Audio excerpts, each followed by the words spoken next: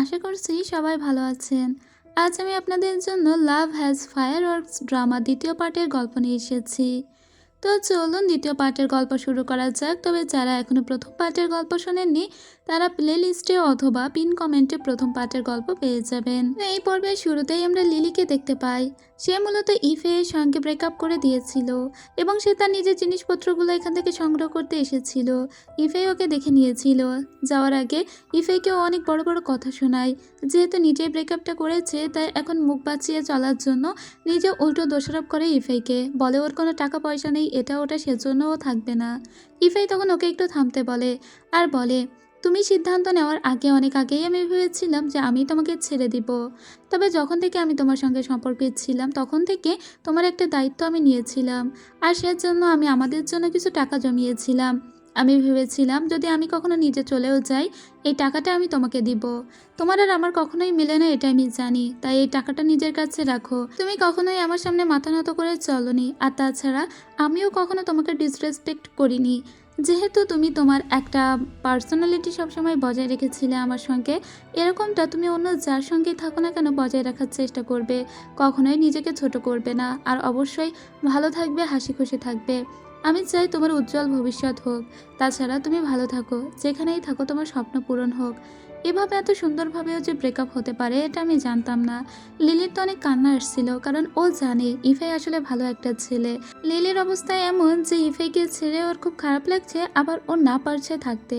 সেজন্য ওর অনেক কান্না আসে, কারণ একটা মানুষের সঙ্গে ও অনেক দিন ছিল। তাছাড়া ইফাই ওকে বলা যায় যে বড় ভাইয়ের মতোই ট্রিট করতো। এজন্য ওদের সম্পর্কটা আসলে স্টে করেনি। আর ওদের এই সম্পর্কের ভাঙনটা বেশ কষ্ট দিয়েছিল আবার চিয়ানফেইকে। এভাবেও ব্রেকআপ হয় চিয়ানফেই জানতো না, কারণ ওদের ব্রেকআপটা এভাবে হয়নি।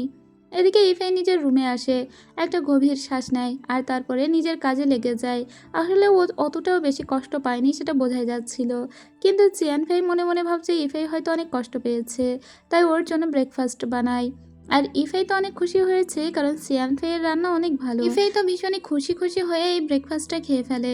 তো রাত হয়ে গিয়েছে, ইফেই এখনো পর্যন্ত রুমের দরজা খুলছে না বলে চিয়ানফেই ওকে বলে, অন্তত একটা সাউন্ড তো করো যে তুমি মারা যাওনি, তাহলে তো বুঝবো যে তুমি এখনো জীবিত আছো। আসলে ইফেই নিজের রুমের ভিতরে বসে বসে এখন শানলিং ফাংকে নিয়েই কাজ করছে। মানে চিয়ানফেই আগে যে কোম্পানিতে চাকরি করতো সেই কোম্পানি নিয়েই ও কাজ করছে। কোম্পানির ডিরেক্টর ফাংকে দেখতে পায়। সে বুঝতে পেরেছে এই কোম্পানির আগের অ্যাকাউন্টসে কোনো একটা গড়বড় আছে, সেটা নিয়ে তিনিও কাজ করছেন। এদিকে চিয়ানফের না ছিল চাকরি, না ছিল টাকা পয়সা, ওর এখনকার কাজ হলো রান্না বান্না। কি আর করা যাবে, চাকরি বাকরি ট্রাইও করছে কিন্তু সেটা হচ্ছে না।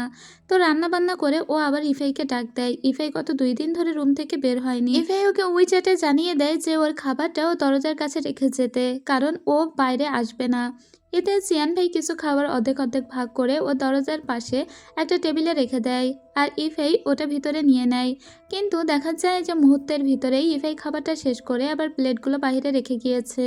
ইফেই এত দ্রুত খেতে পারে যে চিয়ানফের একটু ভয়ই লেগে যায়, ও কি গরু হয়ে গিয়েছে। যাক, এরপরে চিয়ানফেই রাত্রেবেলা ইফেইকে বলে সে কোনো রান্নাবান্না করতে পারবে না। রান্নাবান্না করতে পারবে যদি ইফেই তাকে তরকারি কাটাকুটিতে হেল্প করে, কিন্তু ইফেই বলে এর থেকে আমি বাইরে গিয়ে খেয়ে আসবো।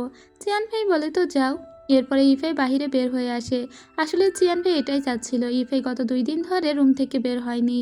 যাই হোক, এরপরে ও বাইরে আসে আর ওর বন্ধুর সঙ্গে দেখা করে। নিজের দুঃখের কথা কি বলবে, ও বন্ধু দুঃখের কথাই শুনছিল। আর এদিকে আমরা চিয়ানফেই আর ওর বান্ধবী ইউকে দেখতে পাই। ওরা দুজন ডিনার করে ফিরছিল।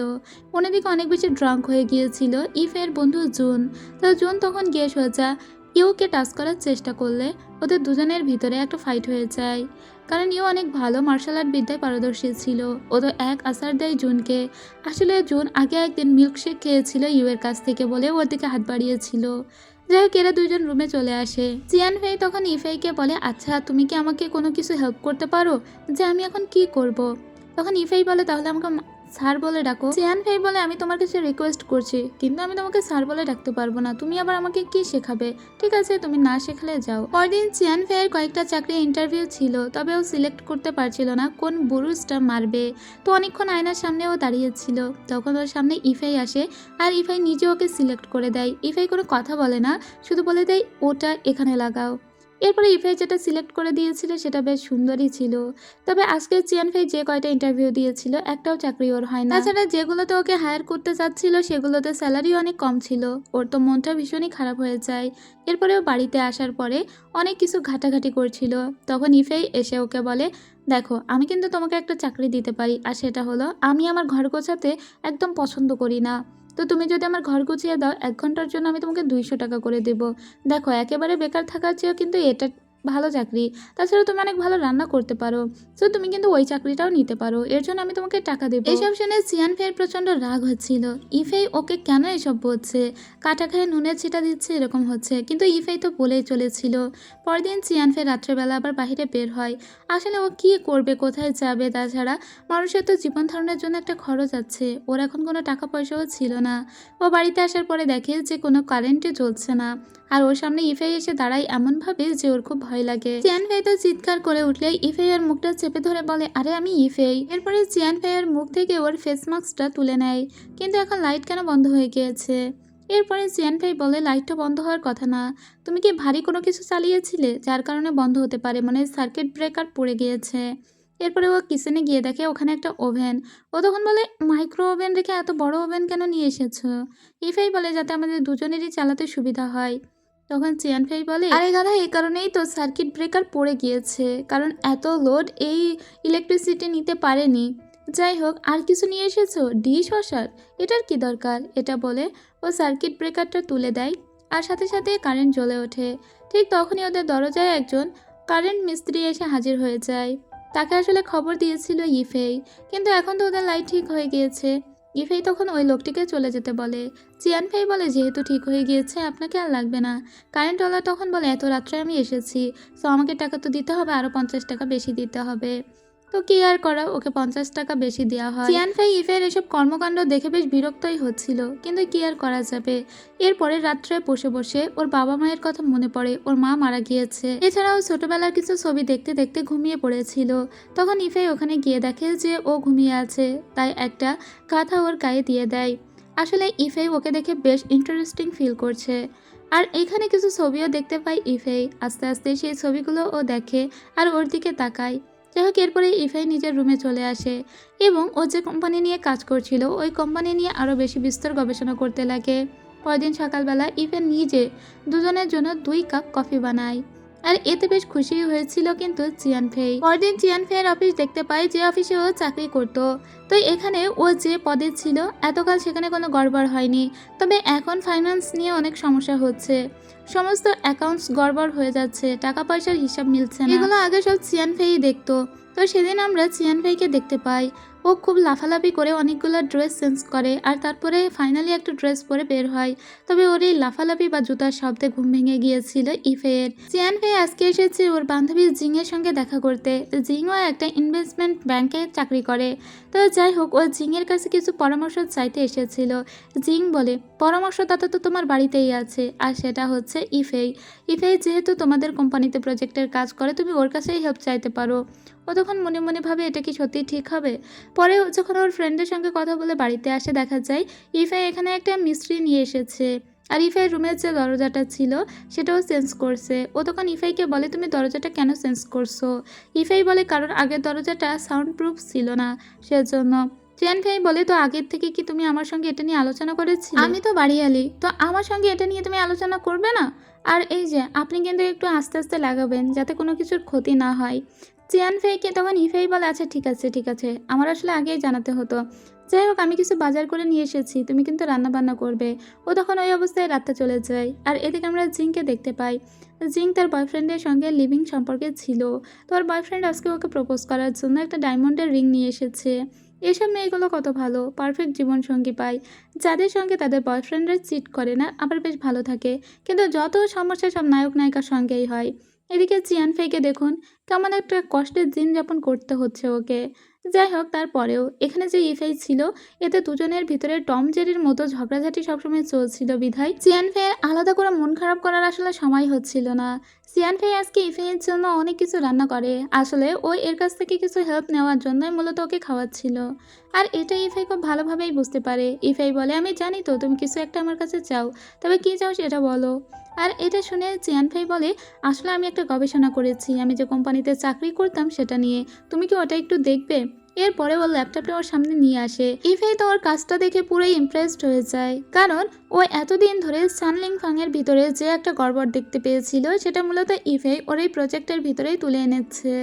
ও যেটা এতদিন ধরে খুঁজছিল সেটা খুব সুন্দরভাবে জিয়ান ফেই তার ওই গবেষণাপত্রে তুলে ধরেছে। আর এটারই তো দরকার ছিল ইফেইয়ের। সো জিয়ান ফেই না চাইতে ইফেইকে কিন্তু অনেক বড় একটা হেল্প করে দিল, কিন্তু ওখানে কিছু কিছু কমপ্লিকেশন ছিল, সেগুলোর উপরে আরও ফোকাস করতে বলে ইফেই জিয়ান ফেইকে। জিয়ান ফেই খুব খুশি হয় আর বলে, তুমি সত্যি আমার মেন্টর হওয়ার যোগ্যতা অর্জন করেছো।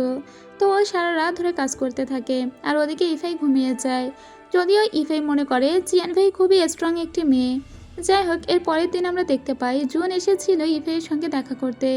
জুন মূলত ইফেইকে এটা বলতে এসেছিল, যেভাবেই হোক তুই ইউ এর নাম্বারটা আমাকে জোগাড় করে দে। তো যে বাড়িয়ালি তার বান্ধবী হয় ও, তো বাড়িয়ালির কাছ থেকে নিয়ে দে। কিন্তু কোনোভাবেই ইফেই এটা তো করবে না। ইফেই বলে, আমি পারবো না, তুই যা, তুই গিয়ে জোগাড় কর। এর পরদিন আমরা দেখতে পাই যে জিয়ান ফেই একটা গবেষণাপত্র নিয়ে তারপরে এসেছিল মিস ফাংয়ের কাছে। ফাং তখন বলে, তুমি কেন এসেছো? তোমাকে তো কোম্পানি থেকে বের করে দেওয়া হয়েছে। ও বলে, আমি আসলে একটা গবেষণাপত্রে কাজ করছি, সেটা আপনাকে দেওয়ার জন্য। কিন্তু ফাং খুব একটা ভালো ব্যবহার করে না ইফেইয়ের সঙ্গে, সরি চিয়ান ফেইয়ের সঙ্গে। চিয়ান ফেইয়ের মনটা খারাপ হয়ে যায়। তবে ফাং তার রুমে আসার পরে ডেকে পাঠায় শিন আওকে। ফাং বলে, আগে থেকেই আমার জন্য চিয়ান ফেই একটা গবেষণাপত্র পাঠিয়েছিল, যেটা আমার টেবিলের উপরেই জমা ছিল, সেটা কে নিয়েছে? আসলে সেটা শিন ইয়াও সরিয়ে দিয়েছিল, যাতে সেটা মিস ফাংয়ের নজরে না পড়ে। বান্ধবী ইউকে দিয়েই মূলত আগে থেকেই গবেষণাপত্রটা পাঠিয়েছিল মিস ফাংয়ের কাছে চিয়ান ফেই, কিন্তু সেটা ফাংয়ের নজরে পড়ার আগেই শিন আও চেঞ্জ করে দিয়েছিল, আর সেজন্য ফাং ওটা দেখতে পায়নি। তাই আজকে নিজে হাতে করে একটা পেপার এনে দিয়েছে মিস ফাংকে চিয়ান ফেই। যদিও চিয়ান ফেইয়ের সঙ্গে মিস ফাং খুব একটা ভালো ব্যবহার করেনি, কিন্তু সে মনে মনে চায় আবারও কাজে ফিরে আসুক চিয়ান ফেই, কারণ চিয়ান ফেইয়ের ডেডিকেশন আছে। আসলে চিয়ান ফেই কিন্তু তার কাজকর্মের প্রতি খুবই মনোযোগী, কিন্তু এখনও পর্যন্ত ফাং তাকে কোনো উত্তর দেয়নি। যাই হোক, সেদিন চিয়ান ফেই আর ইফেই দুজনে মিলে রাতভর গল্প করতে থাকে। দুজনের বাবা মার গল্প করতে থাকে। ওদের দুজনেরই মা নেই, শুধু বাবা আছে।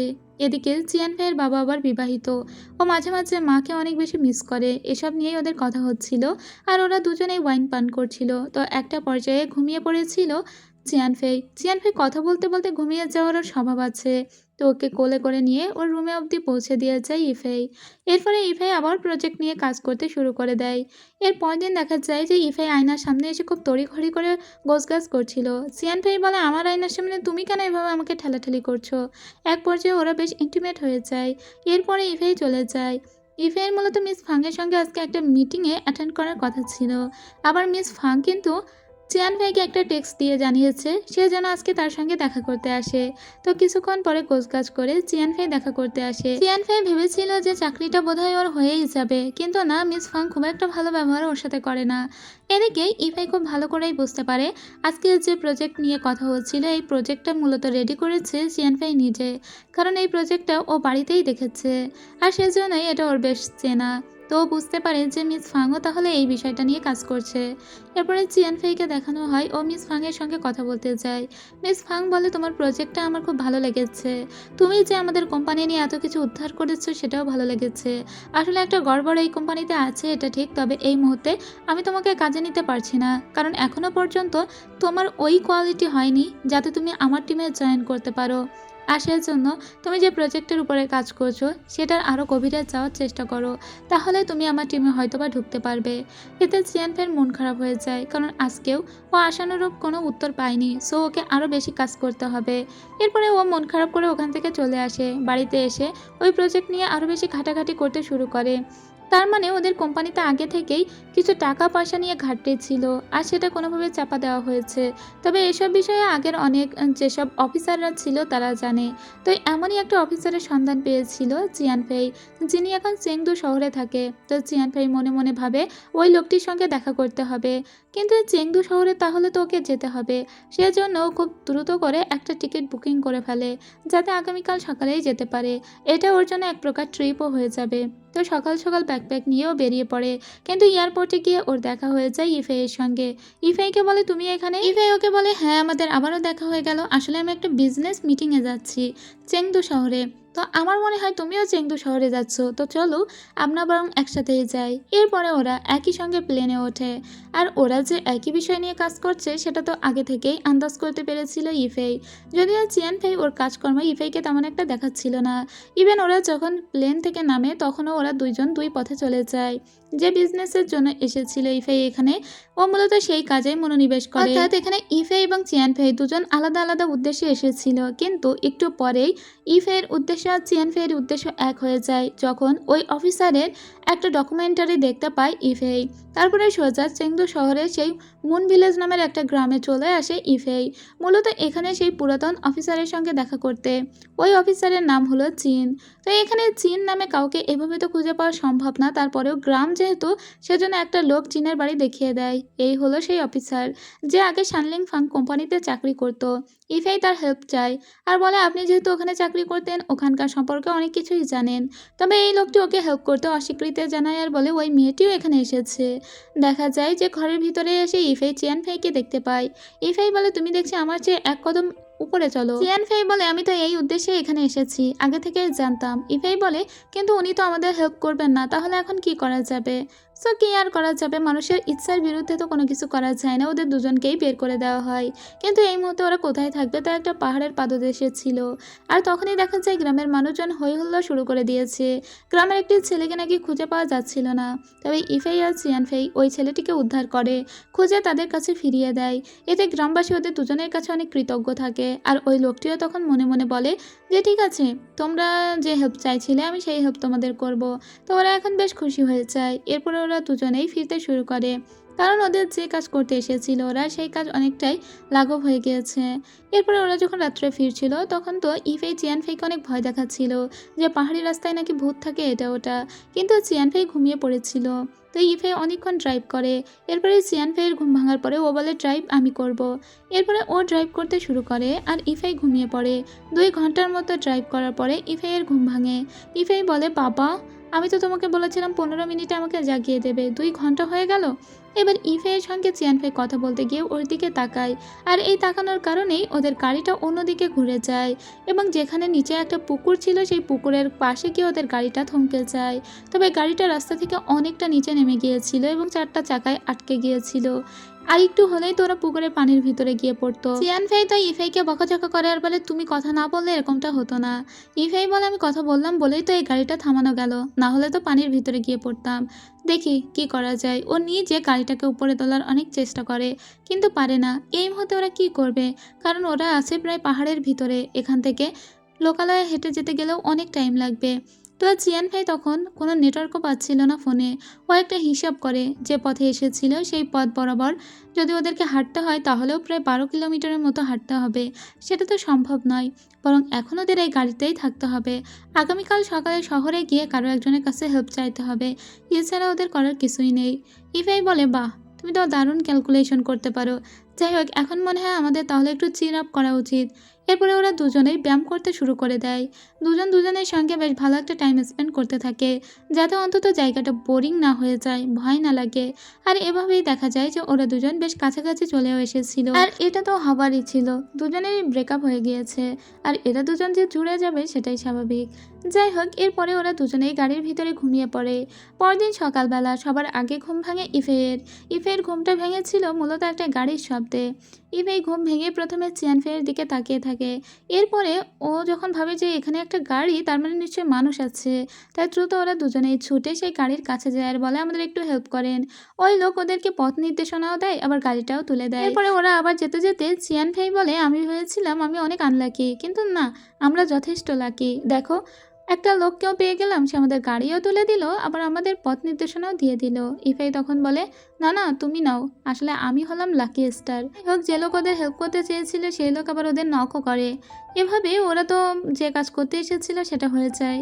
এরপরে এয়ারপোর্টে এসে বসে থাকে, কিন্তু এখান থেকে অনেক কিছু মার্কেট করেছে আবার ইফাই, এবং ইফাইয়ের একটাই চিন্তা, বাড়িতে গিয়ে চিয়ানফেই যেন আগে রান্না করে, ওর রান্না খেতে খেতে অভ্যস্ত হয়ে গিয়েছে। তখনই ইফাইয়ের কাছে একটা কল আসে, সেখানে জানানো হয় ওর বাবা নাকি অনেক বেশি আঘাত পেয়েছে পড়ে গিয়ে, তাই দ্রুত করে ওকে বাড়িতে ফিরতে বলা হয়।